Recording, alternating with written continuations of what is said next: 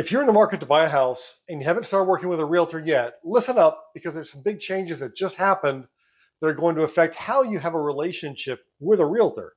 So I'm Darrell, I'm a lender in the Southeast, so I don't have a dog in the hunt except to finance the houses. But realtors put out a lot of videos with a lot of information. Let's clarify it.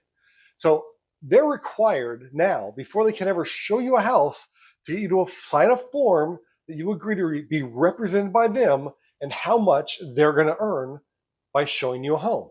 Now, that doesn't mean if you never buy a house, you have to pay them. That's the biggest clear thing here. But they can't show you a house legally. And if they do, they'll get fined $500 if they show you a house without having that agreement signed. Now, you as a home buyer, you probably don't want to sign a commission agreement with a realtor up front before you even know this person. I get it. That's really off-putting because it's a multi-page document and you're thinking, do I have to pay you even if we don't buy a house? Do I owe you if we go out and just look at something that I don't buy?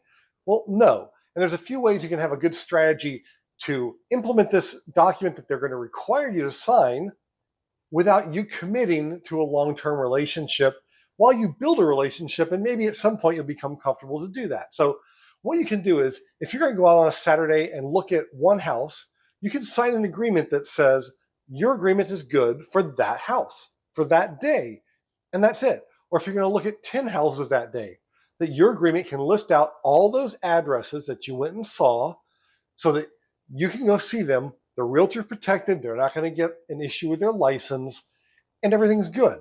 And you don't have to commit long-term to that agent. Maybe you don't like them. Maybe after you look at houses, you realize this is the wrong agent for me and you want to go out and find another one. That's totally fine. You can do that.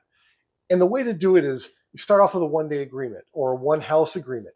And if you build a relationship with that agent and you want to commit to them long-term, you can sign a 2-month agreement with them so that it's good for the life of your working with them to find a house.